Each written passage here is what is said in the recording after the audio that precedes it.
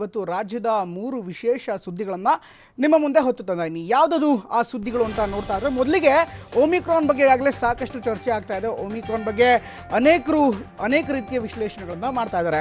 ಹಾಗಾದರೆ Omicron virus ಏನಾಗುತ್ತೆ, ಮಹಾಮಾರಿ ದಿನೇ ದಿನೇ ರಾಜ್ಯದಲ್ಲಿ ಹೆಚ್ಚಾಗ್ತಾ ಇದೆ, ಅದನ್ನು ಕಟ್ಟಿ ಹಾಕೋದಕ್ಕೆ ರಾಜ್ಯ ಸರ್ಕಾರ ಕೂಡ ಹೊಸ ರೂಲ್ಸ್ಗಳನ್ನು ಮಾಡ್ತಾ ಇದೆ.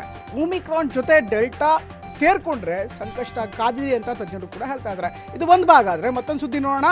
ವಿಧಾನ ಪರಿಷತ್ನ ಚುನಾವಣೆ ಬಹಿರಂಗ ಪ್ರಚಾರಕ್ಕೆ ಇವತ್ತು ಬ್ರೇಕ್ ಬಿದ್ದಿದೆ. ಇಷ್ಟು ದಿನ ಸಾಕಷ್ಟು ಪ್ರಚಾರ ಮಾಡಾಯಿತು. ಇನ್ನೇನಿದ್ರೂ ಕೂಡ ಇನ್ನೆರಡು ದಿನಗಳ ಕಾಲ ಮತದಾರ ಏನು ತೀರ್ಮಾನ ಮಾಡ್ತಾನೆ ಅದಕ್ಕೆ ಬದ್ಧವಾಗಿರಿ ಅಂತ ಚುನಾವಣಾ ಆಯೋಗ ಈಗಾಗಲೇ ಹೇಳ್ತಾ ಇದೆ. 15+ ಸೀಟ್ ಗೆಲ್ಲೋದಕ್ಕೆ ಈಗಾಗಲೇ ಕಾಂಗ್ರೆಸ್ ಮತ್ತು ಬಿಜೆಪಿ ಸಾಕಷ್ಟು ರಣತಂತ್ರಗಳನ್ನು ಮಾಡ್ತಾ ಇದೆ. ಎಲ್ಲ ನಾಯಕರು, ಪ್ರಮುಖವಾಗಿ ಉಭಯ ಪಕ್ಷಗಳ ಘಟಾನುಘಟಿ ನಾಯಕರು ಈಗ ಒಳತಂತ್ರಗಳನ್ನು ಮಾಡ್ತಾ ಇದ್ದಾರೆ. ಇದರ ಜೊತೆಗೆ ರಾಜ್ಯದಲ್ಲಿ ಈಗ ಮತ್ತೆ ಮಹಾಮೈತ್ರಿಯ ಸುದ್ದಿ ಸಾಕಷ್ಟು ಚರ್ಚೆ ಆಗ್ತಾ ಇದೆ. ಒಂದು ಕಡೆ JDSನವರು ನಮಗೆ ಸಪೋರ್ಟ್ ಮಾಡಬೇಕು ಅಂತ ಯಡಿಯೂರಪ್ಪನವ್ರು ನೇರವಾಗಿ ಹೇಳಿದರೆ, ಅಥವಾ ಕುಮಾರಸ್ವಾಮಿ ಅವರು ಅಡ್ಗೋಡೆ ಮೇಲೆ ದೀಪ ಇಟ್ಟಂತೆ ಮಾತನಾಡಿದ್ದಾರೆ. ಮೈತ್ರಿ ಏನೂ ಇಲ್ಲ, ಆದರೆ ಎಲ್ಲವೂ ಕೂಡ ಲೋಕಲ್ ನಾಯಕರಿಗೆ ಬಿಟ್ಟಿದ್ದೀವಿ ಅಂತ ಹೇಳಿದ್ದಾರೆ. ಇಷ್ಟಕ್ಕೂ ಈ ಪರಿಷತ್ ಮೈತ್ರಿಯ ಹಿಂದಿರುವ ಗುಟ್ಟೇನು, ಇದೆಲ್ಲವೂ ಕೂಡ ಒಂದು ವಿಶೇಷವಾದ ಕುತೂಹಲವನ್ನು ಮೂಡಿಸಿದೆ. ಮೊದಲಿಗೆ ಹೇಳೋದಾದರೆ ಈಗಾಗಲೇ ಒಮಿಕ್ರಾನ್ ಬಗ್ಗೆ ಸಾಕಷ್ಟು ಚರ್ಚೆ ಆಗ್ತಾ ಇದೆ. ಒಂದು ಆತಂಕ ಅಂದರೆ ರಾಜ್ಯದಲ್ಲಿ ಅತ್ಯಂತ ವೇಗವಾಗಿ ಈ ವೈರಸ್ ಹರಡ್ತಾ ಇದೆ. ಈ ವೈರಸ್ನಿಂದ ಅಷ್ಟೇನು ಅಪಘಾತ ಅಥವಾ ಭಾರಿ ಆಘಾತ ಆಗೋದಿಲ್ಲ ಅನ್ನುವಂಥ ಮಾತುಗಳು ಕೇಳಿಬರ್ತಾ ಇದ್ರು ಕೂಡ ಅಲ್ಲಿರುವಂಥ ಆತಂಕ ಮಾತ್ರ ಜನಗಳನ್ನು ಸಾಕಷ್ಟು ಭಯಭೀತ ಮಾಡುವಂತೆ ಈಗಾಗಲೇ ಮಾಡಿದೆ. ಹಾಗಾದರೆ ಒಮಿಕ್ರಾನ್ ಯಾವ ಪರಿಸ್ಥಿತಿಯಲ್ಲಿ ರಾಜ್ಯದಲ್ಲಿ ಹರಡ್ತಾ ಇದೆ ನೋಡೋಣ ಬನ್ನಿ.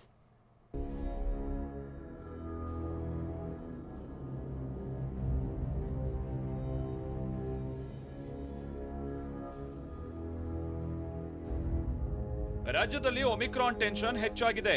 ಈಗಾಗಲೇ ರಾಜ್ಯದಲ್ಲಿ 2 ಕೇಸ್ ಪತ್ತೆಯಾಗಿದ್ದು ಸರ್ಕಾರವನ್ನ ಅಲರ್ಟ್ ಆಗುವಂತೆ ಮಾಡಿದೆ.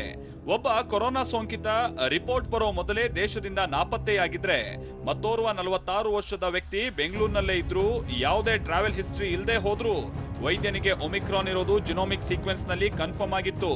ಹೀಗೆ 2 ಕೇಸ್ ಬರ್ತಾ ಇದ್ದ ಹಾಗೆ ಸರ್ಕಾರ ಅಲರ್ಟ್ ಆಗಿದೆ.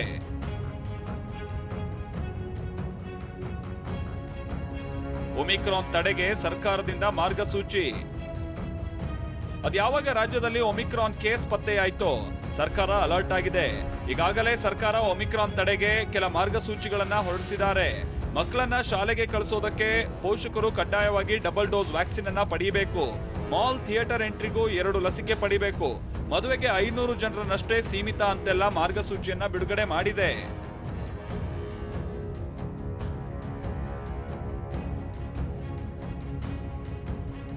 ಒಮಿಕ್ರಾನ್ ಟೆನ್ಷನ್, ಕೊರೋನಾ ಸೋಂಕಿನ ಸ್ಫೋಟ. ಹೌದು, ಒಂದ್ ಕಡೆ ರಾಜ್ಯದಲ್ಲಿ ಒಮಿಕ್ರಾನ್ ಟೆನ್ಷನ್ ಆದ್ರೆ ಇತ್ತ ಕೊರೋನಾ ಸೋಂಕಿತರ ಸಂಖ್ಯೆ ಹೆಚ್ಚಾಗ್ತಾ ಇದೆ. ವಾರದಿಂದ ವಾರಕ್ಕೆ ಕೊರೋನಾ ಸೋಂಕಿತರ ಕೇಸ್ಗಳ ಸಂಖ್ಯೆ ಹೆಚ್ಚಾಗ್ತಾನೆ ಇದೆ. ಅಂದಹಾಗೆ ನವೆಂಬರ್ ಮೊದಲ ವಾರದಲ್ಲಿ ರಾಜ್ಯದಲ್ಲಿ 231 ಕೇಸ್ ಪತ್ತೆಯಾಗಿದ್ವು. ಆದ್ರೆ ನವೆಂಬರ್ 2ನೇ ವಾರದಲ್ಲಿ 258 ಕೇಸ್ ಬಂದಿದ್ವು. ಆ ಮೂಲಕ ಶೇಕಡಾವಾರು 11.69 ಕೇಸ್ ಹೆಚ್ಚಾಗಿದ್ವು. ಇನ್ನು ನವೆಂಬರ್ 3ನೇ ವಾರದಲ್ಲಿ 247 ಕೇಸ್ಗಳು ಪತ್ತೆಯಾಗಿ ಶೇಕಡಾವಾರು -4.26ರಷ್ಟಕ್ಕೆ ಇಳಿದಿತ್ತು. ಆದ್ರೆ ನವೆಂಬರ್ 4ನೇ ವಾರದಲ್ಲಿ 306 ಕೇಸ್ ಪತ್ತೆಯಾಗುವ ಮೂಲಕ ಶೇಕಡಾ 23.89ರಷ್ಟು ಹೆಚ್ಚಳ ಆಗಿತ್ತು. ಇನ್ನು ಡಿಸೆಂಬರ್ ಮೊದಲ ವಾರದಲ್ಲಿ 390 ಕೇಸ್ಗಳು ಬಂದಿದ್ದು ಶೇಕಡಾ 27.45ರಷ್ಟು ಹೆಚ್ಚಳವಾಗಿದೆ. ಹೀಗೆ ಕೊರೋನಾ ಡೆಲ್ಟಾ ಕೇಸ್ಗಳ ಸಂಖ್ಯೆ ಏರುಗತಿಯಲ್ಲೇ ಸಾಗ್ತಾ ಇರೋದು ಮತ್ತಷ್ಟು ಆತಂಕಕ್ಕೆ ಕಾರಣ ಆಗಿದೆ. ಇದರ ನಡುವೆ ಶಾಲೆಗಳಲ್ಲಿ, ಅದರಲ್ಲೂ ಪ್ರಮುಖವಾಗಿ ವಸತಿ ಶಾಲೆಗಳಲ್ಲಿ ಕೊರೋನಾ ಸೋಂಕಿನ ಸ್ಫೋಟವಾಗ್ತಾ ಇದ್ದು ಆತಂಕವನ್ನ ದುಪ್ಪಟ್ಟು ಮಾಡಿದೆ.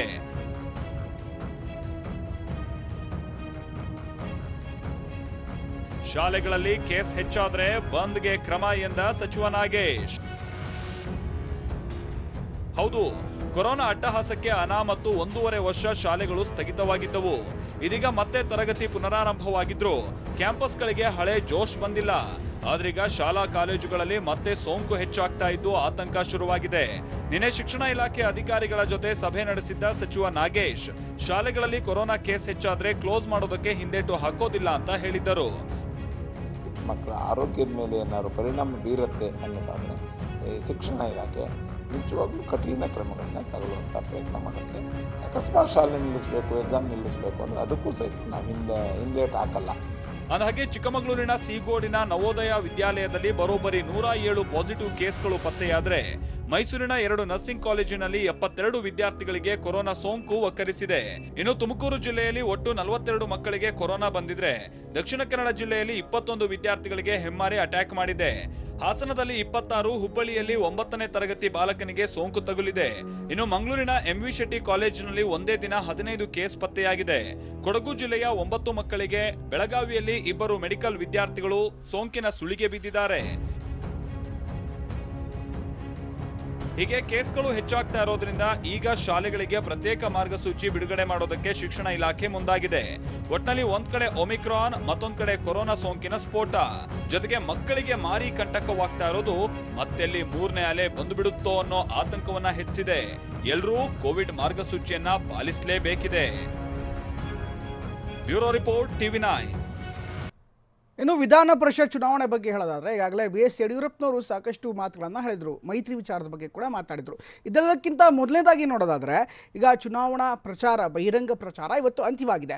ಅದರಲ್ಲೂ ಎಲ್ಲ ನಾಯಕರು, ಎಲ್ಲ ಅಭ್ಯರ್ಥಿಗಳು ಸಾಕಷ್ಟು ಪ್ರಚಾರ ಮಾಡಿದ್ರು. ಈಗ ಮನೆ ಮನೆಗೆ ತೆರಳು ಕೂಡ ಪ್ರಚಾರ ಮಾಡಬಹುದಾಗುತ್ತೆ. ಆದರೆ ಇದು MLC ಚುನಾವಣೆ ಆಗಿರುವಂಥ ಹಿನ್ನೆಲೆಯಲ್ಲಿ ಈಗ ಎಲ್ಲ ನಾಯಕರು ಒಳತಂತ್ರಗಳನ್ನು ರಚಿಸ್ತಾ ಇದ್ದಾರೆ. ಹಾಗಾದರೆ ಈ ಚುನಾವಣಾ ಪ್ರಚಾರ ಇಷ್ಟು ದಿನ ಹೇಗಿತ್ತು, ಇವತ್ತೇನಾಗಿದೆ ನೋಡೋಣ ಬನ್ನಿ.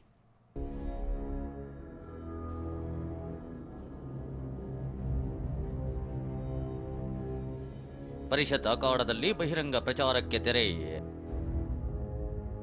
ತೆನೆ ಕಮಲ ಒಳ ಒಪ್ಪಂದವು, ಕಾಂಗ್ರೆಸ್ ಒಳ ಏಟೋ. ಸ್ಥಳೀಯ ಸಂಸ್ಥೆಗಳಿಂದ ಆಯ್ಕೆಯಾಗೋ ವಿಧಾನ ಪರಿಷತ್ ಸ್ಥಾನಗಳಿಗೆ ಇದೇ ಡಿಸೆಂಬರ್ 10ರಂದು ಚುನಾವಣೆ ನಡೆಯಲಿದೆ. 25 ಸ್ಥಾನಗಳಿಗೆ ನಡೆಯಲಿರೋ ಚುನಾವಣೆಯ ಬಹಿರಂಗ ಪ್ರಚಾರಕ್ಕೆ ಇಂದೇ ಕೊನೆ ದಿನ. ಬಿಜೆಪಿಯಿಂದ 20, ಕಾಂಗ್ರೆಸ್ನಿಂದ 20 ಹಾಗೂ JDSನಿಂದ 6 ಮಂದಿ ಸೇರಿ ಒಟ್ಟು 91 ಮಂದಿ ವಿಧಾನ ಪರಿಷತ್ ಚುನಾವಣಾ ಅಖಾಡದಲ್ಲಿದ್ದಾರೆ. ಮೈಸೂರು, ವಿಜಯಪುರ, ಬೆಳಗಾವಿ, ಧಾರವಾಡ, ದಕ್ಷಿಣ ಕನ್ನಡದಲ್ಲಿ ಒಟ್ಟು ತಲಾ 2 ಸ್ಥಾನಗಳಿಗೆ ಚುನಾವಣೆ ನಡೆಯಲಿದೆ. ಆಡಳಿತ ಪಕ್ಷ ಬಿಜೆಪಿ ಈ ಬಾರಿ ತನ್ನ ಕದರ್ ತೋರಿಸೋ ಉತ್ಸಾಹದಲ್ಲಿದ್ದು 15ಕ್ಕೂ ಹೆಚ್ಚು ಸ್ಥಾನಗಳನ್ನು ಗೆದ್ದೇ ಗೆಲ್ಲೋ ವಿಶ್ವಾಸದಲ್ಲಿದೆ. ಅದರಲ್ಲೂ ಕೇವಲ 6 ಸ್ಥಾನಗಳಿಗೆ ಮಾತ್ರ ಅಭ್ಯರ್ಥಿ ಹಾಕಿರೋ JDS. ಉಳಿದ ಕ್ಷೇತ್ರಗಳಲ್ಲಿ ಪರೋಕ್ಷವಾಗಿ ಬಿಜೆಪಿ ಬೆಂಬಲಕ್ಕೆ ನಿಂತಿದೆ. ಬಿಜೆಪಿ ವೀಕ್ ಆಗಿರೋ ಹಳೆ ಮೈಸೂರು ಭಾಗ ಅಂದ್ರೆ ಕೋಲಾರ, ಮಂಡ್ಯ, ಬೆಂಗಳೂರು ಗ್ರಾಮಾಂತರ ಕ್ಷೇತ್ರಗಳಲ್ಲಿ ಬಿಜೆಪಿ ಕೂಡ ಪರೋಕ್ಷವಾಗಿ JDS ಬೆನ್ನಿಗೆ ನಿಲ್ಲೋ ಬಗ್ಗೆ ಸಮಾಲೋಚನೆ ನಡೆದಿದೆ. ಇನ್ನುಳಿದ ಕ್ಷೇತ್ರಗಳಲ್ಲಿ JDS ಬಿಜೆಪಿಯನ್ನ ಬೆಂಬಲಿಸುವುದು ಬಹುತೇಕ ನಿಶ್ಚಿತವಾಗಿದೆ. ಆದರೆ ಪೂರ್ಣವಾಗಿ ಇದನ್ನ ಒಪ್ಪದ ಸಿಎಂ ಬಸವರಾಜ ಬೊಮ್ಮಾಯಿ ನಮ್ಮ ಪವರ್ ನಮ್ಮದು ಅಂದಿದ್ದಾರೆ. ಅವ್ರಿಗೆ ಎಲ್ಲ ಕಡೆ ಕಂಟೆಸ್ಟ್ ಮಾಡೋದಿಲ್ಲ ಅಂತ ಗೊತ್ತಾದ ಮೇಲೆ ಎಲ್ಲಿ ಕಂಟೆಸ್ಟ್ ಮಾಡೋದಿಲ್ಲ ಅಲ್ಲಿ ಬೆಂಬಲ ಕೊಟ್ಟರೆ ಒಳ್ಳೆಯದನ್ನುವಂಥ ಒಂದು ವಿಚಾರವನ್ನು ವ್ಯಕ್ತಪಡಿಸಿದ್ರು. ಕೊನೆಗೆ ಅವರು ಮೊನ್ನೆ ಯಡಿಯೂರಪ್ಪನವ್ರು ಹೇಳಿದ್ರು ಅದು ಅವ್ರಿಗೆ ಬಿಟ್ಟಿದ್ದು ಅಂತ. ಈಗ ಅವ್ರು ತೀರ್ಮಾನ ಮಾಡಿದ್ದಾರೆ, ಅದು ಅವ್ರ ಪಕ್ಷದ ತೀರ್ಮಾನ. JDS ನೇರವಾಗಿ ತಾವು ಬಿಜೆಪಿ ಬೆಂಬಲಿಸೋ ಹೇಳಿಕೆ ಕೊಡದೆ ಹೋದ್ರೂ ಅಡ್ಡಗೋಡೆ ಮೇಲೆ ದೀಪ ಬಿಟ್ಟು ಮತ ಕೇಳುತ್ತಿದೆ. ಕನಿಷ್ಠ 3 ಸ್ಥಾನಗಳನ್ನಾದರೂ ಉಳಿಸಿಕೊಳ್ಳಲೇಬೇಕು ಅಂತ JDS ಹೊಂದಾಣಿಕೆ ಲೆಕ್ಕಾಚಾರ ಹಾಕಿಕೊಂಡಿದೆ. ನಮ್ಮ ಒಂದು ಶಕ್ತಿ ಯಾವ ಪಕ್ಷವನ್ನು ಬೇಕಾದರೂ ಗೆಲ್ಲಿಸ್ಬೋದು, ಸೋಲಿಸ್ಬೋದು ಅಂತಕ್ಕಂಥ ವಿಧಾನ ಪರಿಷತ್ತಿಗೆ ಇಲ್ಲಿ ಯಾವುದೇ ಮೈತ್ರಿಯ ಪ್ರಶ್ನೆ ಇಲ್ಲ. ನಮ್ಮ ಗುರಿ 2023. ಏನೋ JDS ಬಿಜೆಪಿ ಹೊಂದಾಣಿಕೆ ಗುಮಾನಿ ನಡುವೆಯೇ ತನ್ನ ಹಳೆಯ ಸ್ಥಾನಗಳನ್ನು ಹಾಗೆ ಉಳಿಸಿಕೊಳ್ಳೋ ಇರಾದೆ ಕಾಂಗ್ರೆಸ್ನದ್ದು. ಕಾಂಗ್ರೆಸ್ ಈ ಬಾರಿ ಹೆಚ್ಚು ಹೊಸ ಮುಖಗಳಿಗೆ ಅವಕಾಶ ಕೊಟ್ಟಿದ್ದು ಕನಿಷ್ಠ 14 ಸ್ಥಾನ ಗೆಲ್ಲೋ ಸ್ಕೆಚ್ ಹಾಕಿದೆ. ಅದರಲ್ಲೂ 2 ಸ್ಥಾನಗಳು ಇರೋ ಕಡೆ ಬಿಜೆಪಿ ಕಾಂಗ್ರೆಸ್ ಒಂದೊಂದೇ ಅಭ್ಯರ್ಥಿಗಳನ್ನ ಕಣಕ್ಕಿಳಿಸಿದ್ದು ಕನಿಷ್ಠ 5 ಸ್ಥಾನವನ್ನ ಬಿಜೆಪಿ ಕಾಂಗ್ರೆಸ್ ಹಂಚಿಕೊಳ್ಳೋ ಸಾಧ್ಯತೆ ದಟ್ಟವಾಗಿದೆ. ಆದರೆ JDS ಬಿಜೆಪಿ ಹೊಂದಾಣಿಕೆಯನ್ನ ಕಾಂಗ್ರೆಸ್ ನಾಯಕರು ಕಟುವಾಗಿ ಟೀಕಿಸಿದ್ದಾರೆ. ಆದರೆ ಇವತ್ತು ಬಿಜೆಪಿಗೆ ಜನತಾದಳ ಅನಿವಾರ್ಯ ಆಗಿದೆ ಅಂತಂದ್ರೆ ಬಿಜೆಪಿ ಎಷ್ಟು ವೀಕ್ ಆಗಿದೆ ಅನ್ನೋದಕ್ಕೆ ಇದೊಂದೇ ಸಾಕ್ಷಿ. ಸುಮಾರು 96,000ಕ್ಕೂ ಹೆಚ್ಚು ಪಂಚಾಯತ್ ಸದಸ್ಯರು ಈ ಬಾರಿ ಮತ ಚಲಾವಣೆ ಮಾಡಲಿದ್ದಾರೆ. ಚುನಾವಣೆ ದಿನಕ್ಕೆ ಕ್ಷಣಗಣನೆ ಆರಂಭವಾಗಿದ್ದು ಯಾರ ಕೈ ಮೇಲಾಗುತ್ತೆ ಅನ್ನೋದು ಸದ್ಯದಲ್ಲೇ ಬಹಿರಂಗವಾಗಲಿದೆ. ಪ್ರಸನ್ನ ಗಾಂವ್ಕರ್, TV9 ಬೆಂಗಳೂರು. ಮೈತ್ರಿ ವಿಚಾರಕ್ಕೆ ಸಂಬಂಧಪಟ್ಟಂತೆ, ಅದರಲ್ಲೂ ವಿಧಾನ ಪರಿಷತ್ ಚುನಾವಣೆಗೆ ಸಂಬಂಧಪಟ್ಟಂತೆ ಮೈತ್ರಿ ಮಾಡಿಕೊಡ್ಬೇಕು ಅಂತ ಸ್ವತಃ BS ಯಡಿಯೂರಪ್ಪನವರು ಒಂದು ಆಫರನ್ನು JDSಗೆ ಕೊಟ್ಟಿದ್ದರು. ಇದಕ್ಕೆ ಸಾಕಷ್ಟು ಚರ್ಚೆಗಳು ಹುಟ್ಟಾಗ್ತು. ಆದರೆ ಕುಮಾರಸ್ವಾಮಿ ಅವರು ಮಾತ್ರ ನೇರವಾಗಿ ಮೈತ್ರಿ ಅಂತ ಹೇಳದೇ ಇದ್ದರೂ ಕೂಡ ಸ್ಥಳೀಯ ನಾಯಕರಿಗೆ ಬಿಟ್ಟಿದ್ದು ಅಂತ ಹೇಳೋ ಮೂಲಕ ಅಡ್ಗೋಡೆ ಮೇಲೆ ದೀಪ ಇಟ್ಟಿದ್ದಾರೆ. ಹಾಗಾದರೆ ಮೈತ್ರಿ ರಹಸ್ಯ ಏನು? ಈ ಸ್ಟೋರಿ ನೋಡೋಣ ಬನ್ನಿ.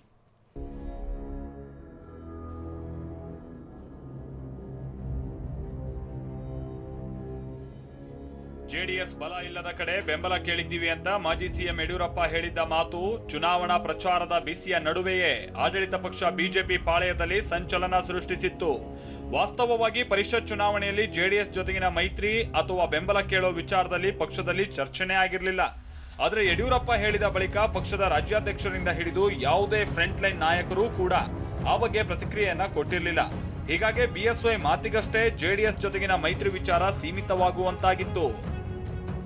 ಇವತ್ತೇನೋ ಪ್ರೆಸ್ ಮೀಟ್ ಮಾಡ್ತಿದ್ದಾರೆ ಕುಮಾರಸ್ವಾಮಿ ಅವರು. ನಾನೇ ಅವರು ಫೋನಲ್ಲಿ ಮಾತನಾಡಿ ಹೇಳಿದ್ದೇನೆ, ಅವ್ರೇನು ತೀರ್ಮಾನ ತಗೊಂತಾರೆ ನೋಡೋಣ. ಬಹುತೇಕ ಅವ್ರು ಬೆಂಬಲ ಕೊಡ್ತಾರೆ ಅನ್ನೋ ವಿಶ್ವಾಸ. ಅವ್ರು ಎಲ್ಲಿ ಸ್ಪರ್ಧೆ ಮಾಡಿಲ್ಲ ಅಲ್ಲಿ.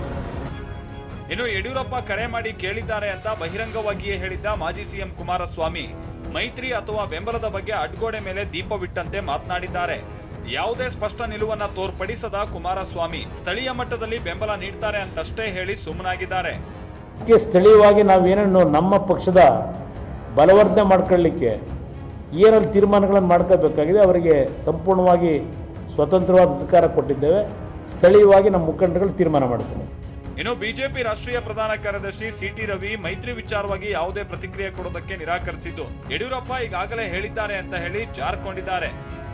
ನಾನು ಆ ಬಗ್ಗೆ ಏನೂ ಹೇಳಕ್ ಬಯಸೋದಿಲ್ಲ. ಈಗಾಗಲೇ ಯಡಿಯೂರಪ್ಪನವರು ಮಾತಾಡಿದ್ದಾರೆ, ನಾನು ಏನೂ ಹೇಳಕ್ ಬಯಸೋದಿಲ್ಲ. ಆರಂಭದಲ್ಲಿ ಯಡಿಯೂರಪ್ಪ ಮೈತ್ರಿ ಬಗ್ಗೆ ಪ್ರಸ್ತಾಪಿಸಿದಾಗ ಯಾವುದೇ ಬಿಜೆಪಿ ನಾಯಕರು ಪ್ರತಿಕ್ರಿಯೆಯನ್ನ ಕೊಡದೆ ಮೌನ ಕಾಯ್ದುಕೊಂಡಿದ್ರು. ಅಲ್ಲಿಗೆ ಮೈತ್ರಿ ವಿಚಾರಕ್ಕೆ ಸಹಮತ ಇಲ್ಲ ಅನ್ನೋದು ಸಾಬೀತಾಗಿತ್ತು. ಹಾಗಾಗಿ ಯಡಿಯೂರಪ್ಪ ಅವಸರಕ್ಕೆ ಬಿದ್ರೋ ಅಥವಾ ಪಕ್ಷದಲ್ಲಿ ಚರ್ಚಿಸದೆ ಯಡಿಯೂರಪ್ಪ ಹೇಳಿಕೆ ಕೊಟ್ಟಿದ್ದಕ್ಕೆ ಪಕ್ಷ ಸುಮ್ಮನಾಯ್ತೋ ಗೊತ್ತಿಲ್ಲ. ಆದ್ರೆ ಮಹತ್ವದ ಮೈತ್ರಿಯ ಕುರಿತ ಯಡಿಯೂರಪ್ಪನವರ ಮಾತು ಕೊನೆಗೂ ಯಾವುದೇ ನಿರ್ಧಾರವಿಲ್ಲದೆ ಅವರ ಮಾತಿಗಷ್ಟೇ ಸೀಮಿತವಾಗಿ ಉಳಿದುಕೊಂಡಿದ್ದಂತೂ ನಿಜ. ಕಿರಣ್ ಹನಿಯಡ್ಕ, TV9 ಬೆಂಗಳೂರು.